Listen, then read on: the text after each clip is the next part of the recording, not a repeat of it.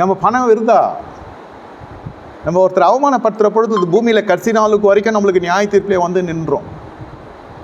புருஷன் இருக்கிறான் திட்டினே இருக்கிறது, மனைவி இருக்கா நொந்துக்கிட்டே இருக்கிறது, இது சரியில்லை அது சரியில்லை அது சரியில்லை இது சரியில்லை, அந்த மாதிரி என்னென்னமோ பண்ணி எப்படியோ கிருபையில் ஓடிடுச்சு நாட்கள். பசங்களாம் கடகடன்னு வளர்ந்துட்டாங்க, எல்லாம் கல்யாணம் ஆகி போயிட்டாங்க.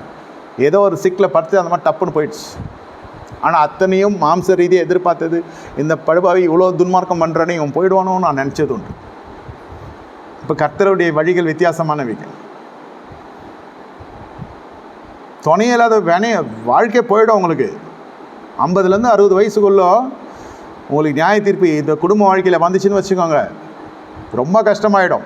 ஆனால் இந்த மாதிரிலாம் டாபிகம் பண்ணுறவங்களுக்கு ஒரு டம்ளர் தண்ணி சூடு பண்ணி குடிக்க தெரியாது, கையில் கொட்டிக்குவாங்க. அந்த மாதிரிலாம் கொட்டினவங்களையும் பார்த்துருக்கேன். என்ன கையெல்லாம் ரணம், இது மற்றவங்கள ரணகலம் பண்ணி தான் நான் பார்த்துருக்கேன் வயசில். பார்த்தா இப்போ இதெல்லாம் ட்ரையிங். சரி சிம்மில் வைங்கன்னா அந்த அம்மா சொல்லுது, 60 வயசு அம்மா சொல்லுது சிம்மில் வையின்னா ஃபோனில் தானே சிம் இருக்கும்னு. ஆஹா, சமையல் எவ்வளோ, இந்த அம்மா எவ்வளோ பெரிய கில்லாடியாக இருப்பாங்க சமையலில். இது எல்லாம் நடக்குது. எஜுகேஷன் இருக்கும், பென்ஷன் இருக்கும், கை நடுங்குது ஐயா, சைன் போட முடியல ஐயா.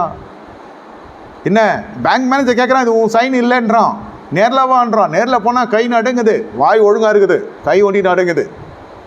ஐ am standing in my own legs இருந்தா இங்கே போய் இது கூட போய் நான் மாட்டிக்கணும் ஒரு இடத்துல. என்ன பண்ணுறது? படிப்பு உயர்த்துன்னு பார்த்தா அங்கே என்ன தாழ்த்திடுச்சு.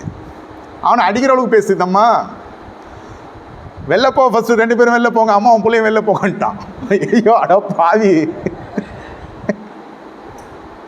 என்ன நீங்கள் இந்த மாதிரி ஹைட்டு வெயிட்டு ஒருத்தரை கூட்டின்னு வந்துட்டீங்களா, சஃபாரி போட்டு நாங்கள் பயந்துருவோம் நினைக்கிறோம். டே நான் சும்மா போட்டிருக்கிறேன் ஐயா, நான் பாஸ்டர் சார், சர்ச்சி ஃபாதர் சார், நான் பார்த்தா தெரியலையே. நான் அவன் ஆண்டி கொடுக்குற பில்டப்பு, யார் தெரியுமா அவர் வெளில இருக்கிறாரு அப்படின்ச்சு. எனக்கு தெரியாது, உள்ளே போயிட்டு அதை திட்டி என்னை திட்டி கட்சியில் கெஞ்சி கூத்தாடி அவங்ககிட்ட வாங்கின்னு வரத்துக்கு கொஞ்சம் நெஞ்சம் கிடையாது.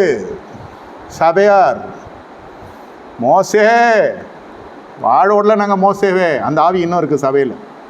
இங்கே சொல்கிறேன், விசுவாசிமார்களுக்குள்ள மகனை பாஸ்ட் ஒன்று வாழ விட்டுருமான்ற மாதிரி தான் இருக்குது. வாய் கடைசி காலம் ரொம்ப கஷ்டமாயிடும், தெரியாது.